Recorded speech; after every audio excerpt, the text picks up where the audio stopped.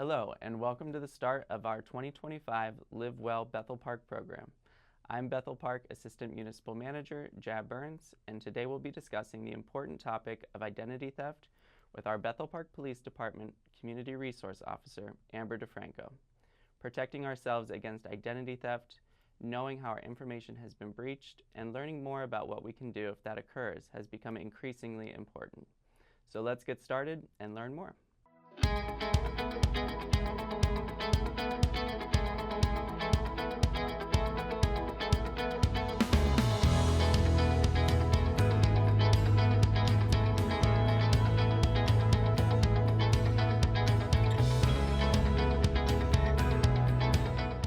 Well, welcome, Officer DeFranco, and thank you for joining us for our Live Well Bethel Park series.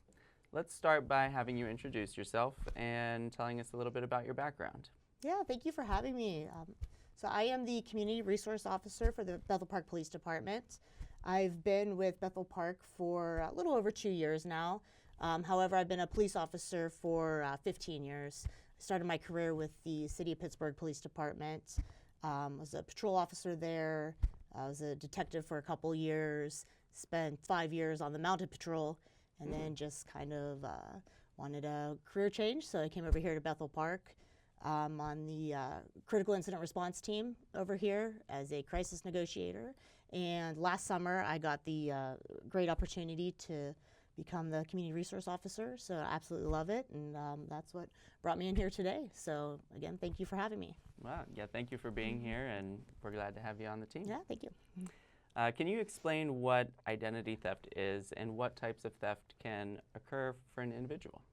Yeah, so just to kind of keep it simple, identity theft is basically when somebody or an organization, a group of people gets a hold of your information. So whether it be your name, date of birth, your social security number, or all your bank account information. And they're going to take all that information and either open up a new account, or they're going to use it to make some kind of financial transaction, and they're going to do it without you knowing it or without your permission. And there's actually a couple different types of identity theft. And I think the most common that we think about is the financial theft. And that's when somebody is opening up a new bank account or making that financial transaction without you knowing it. However, we also see medical identity theft. And that's when somebody is using your information and they're getting medical care for themselves, or they're using it to get prescription medications, or they're filing false claims against your insurance company. We also, every once in a while, will see child identity theft. And that's when somebody gets the name and social security number of a child and goes and makes purchases or opens up lines of credits in that child's name. And unfortunately, in those instances, obviously a child doesn't have any credit history, so they're not going to realize what happened until they go and try to get a student loan or buy their first car or apply for their first credit card. And by that point, the crime could have occurred years ago. So there have been years of bad credit history at that point. Yeah. So there are a couple different types of identity theft that we see and investigate regularly. I have never heard of child identity theft. Yeah, so that's really interesting. That's an unfortunate one. That Which is the most common of the? The financial one. Financial. Yeah, is Okay. definitely the one we see most commonly, though. So when identity theft does happen, how does it typically occur?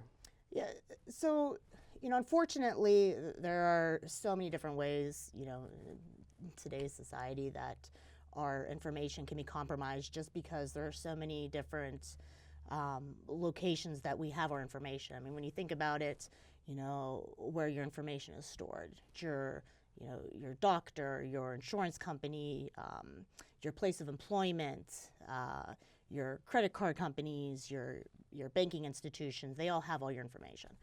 And that information is only as secure as those individual IT departments. So we see the big data breaches, and we hear about those on the news. and your identity can be compromised, during those breaches. We also see the skimming devices that can be put on ATMs, and we see them at the pumps at the gas station, at the credit card readers, at grocery stores, different retail stores. We come across those. Mail theft can, your information can be compromised. Using unsecured Wi-Fi. The phishing scams, and those are when you get those suspicious emails and those internet links that we shouldn't be clicking on, so things like that. Out of curiosity, for the skimming thing at gas stations, things of that nature, how does that work exactly? So, and we do see that every once in a while, and that's why when you're at the gas stations and the ATM devices, and you want to before you put your credit card in, sometimes give a little tug on where you're putting your credit card in, because they will just pop right out. And what it is the thieves will put that device over top of the credit card readers, and it looks like an actual reader. When you put your credit card in, it reads all your credit card information, so they can electronically get all of your credit card or bank account information from that. So, but we do get them locally quite a bit. Okay. Yeah. Interesting. Yeah. So how do I know if I've become a victim of identity theft?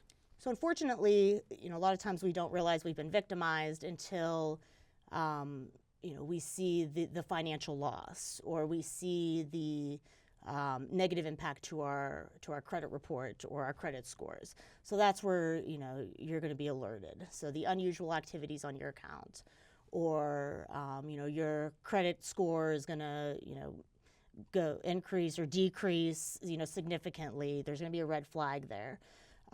Maybe you apply for a loan, or you put in a credit card application that you think there shouldn't be an issue with you securing that, but you get automatically denied. Or you start getting a bunch of calls from creditors or debt collectors. Those can all be some red flags that something else is going on. You need to look into it. Okay. And what can I do if someone has stolen my information, and how and where would I report that? So first and foremost, before you do anything, especially if it is involving a credit card or your bank account, you want to contact that company and let them know that you believe that you've been victimized. That way they can lock your account, shut everything down. That way that there's no continued fraudulent activity. And then you want to go to your closest local police jurisdiction and report the incident. If you come to the Bethel Park Police Department, we actually see this so often that we have a form for identity theft victims. And this form is going to explain exactly what you need to do if you become a victim of identity theft. And first and foremost, it's going to tell you to contact the companies to lock down those credit cards or your bank account, and have an alert on there so that they know to stop all activity. And then you're going to want to report the fraud or the theft to the three major credit card bureaus: Equifax, Experian, TransUnion. So those websites and phone numbers are going to be on this form also. And then you want to get your credit report from all three of those credit bureaus. And then we have information too. We want you to report this to three different federal government agencies: the Federal Trade Commission, the Office of Attorney General, and the FBI Internet Crime Complaint Center. So we work with these government agencies to help us investigate these crimes, and they're the ones who follow the trends, and they issue the consumer alerts about it. And they also help our victims too with any compensation. Unfortunately, some victims we have come in with tens of thousands of dollars worth of fraudulent activity on their accounts. And some of these victim compensation organizations, they can help recover some of that. Now, it's a very long, tedious process, and a lot of times it's just a fraction that they can recover, but they're the ones that can help with that. This identity theft, it's such a sophisticated crime, and a lot of times the the organizations, the operations that are responsible, they're not even operating in Pennsylvania or sometimes not even the United States.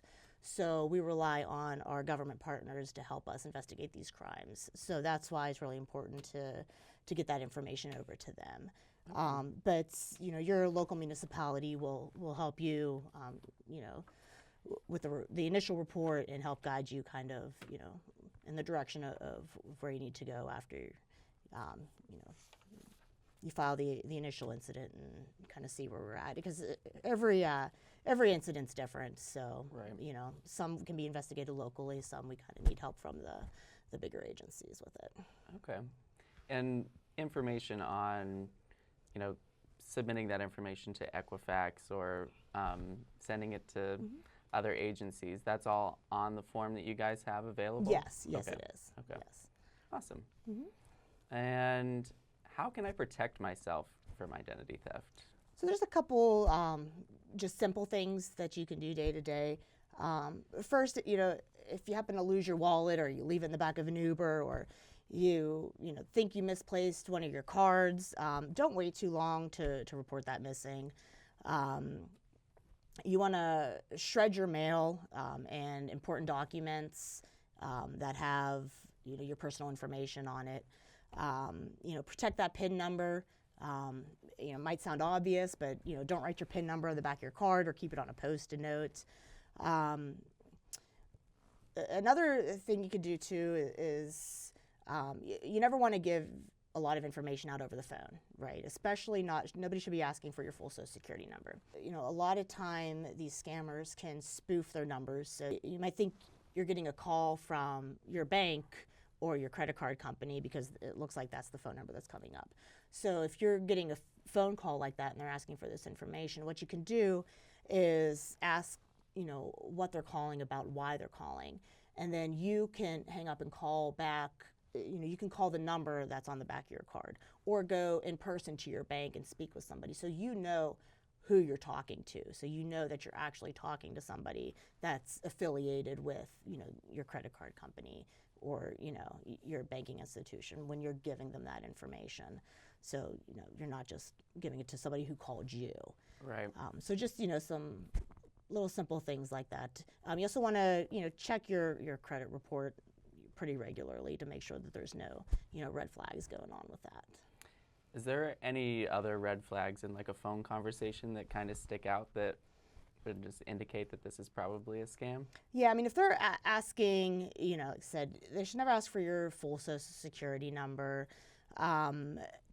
They should be able to verify a lot of the information.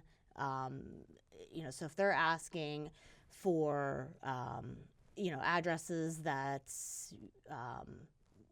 don't make sense, if, the phone numbers are coming from, different countries, things like that.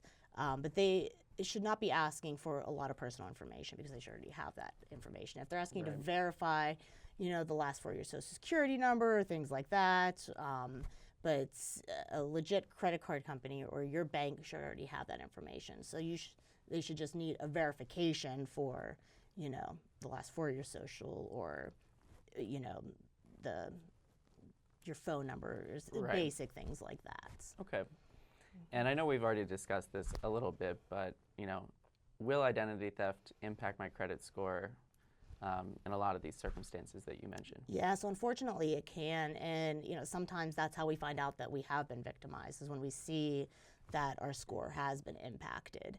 And we can go back to the credit bureaus and fight those negative impacts, and we can file claims that those are fraudulent activities. However, that takes time. And you have a fight ahead of you to claim that was not you that made those those purchases or took out those loans. But in the meantime, your credit score can be negatively impacted, unfortunately. Okay, and I guess that's why it's important to report it to all those different agencies as well. Correct. So that it can help with that process. Absolutely. And move it along. Okay. Yes. And how often should I check my credit report to make sure that it's not compromised and haven't had any identity theft happening? So at the very least, once a year. So by federal law, you can get a free credit report once a year from each of the three major credit reporting agencies. However, if you believe that you've been victimized or something doesn't seem right, or you're going through a major life change, a divorce, you bought a new car, you bought a house, or you sold a house, then you want to check it a little more regularly. But at the very least, get the full report printed out at least once a year, look over it, make sure that, there's no red flags, nothing's jumping out at you, that, there's not a credit card in there that you don't remember applying for, or there's not, a astronomical balance on one of your other credit cards that you haven't used in a while, things like that. So you want to kind of, stay ahead of things if you can. Is Credit Karma a good option instead of doing like an actual report? Is that sufficient, or do you think you should still be doing it the other way as well? I mean, those things like that are beneficial, but I still recommend at least once a year doing the full, report, just so you have something in your hands that you can kind of go through and look at and compare to the previous year. Okay. So. And is there anything else that you'd like to touch on today that we haven't discussed, or you think that people should know? Well, just kind of like I said before, it's such a difficult crime to investigate and prosecute. So, kind of keeping ahead of it, I think, is the most important thing. So just, once a month, go through your accounts and make sure everything looks okay. Check that credit report. Now I think it's so easy to keep track of your credit score. At least I know a lot of the credit cards offer that as a free service. I think I get one of mine, I get an email once a month that tells me what my credit score is. And if it goes up or down, by a couple points, you can click on and see why. And so it's pretty easy, now to see what's going on with your credit history. But because the sooner that, you can catch anything that's going on, the faster that, we can, be involved and see if there's anything, going wrong, and we can lock things down, and that way we can prevent any further damage. And that really is the best outcome in this, these instances, because, the longer it goes on, the harder it is to fix. Right. So, yeah. All right. Well, thank you so much for Yeah, joining us, absolutely. Officer DeFranco. Sure. I really Thank appreciate you for you having being me. here. Absolutely. Thank you. Yeah. Thank you again, Officer DeFranco. And thanks to all of you who've tuned in to watch today's program. Our series will continue into 2025 and touch on more topics to help you live well in Bethel Park.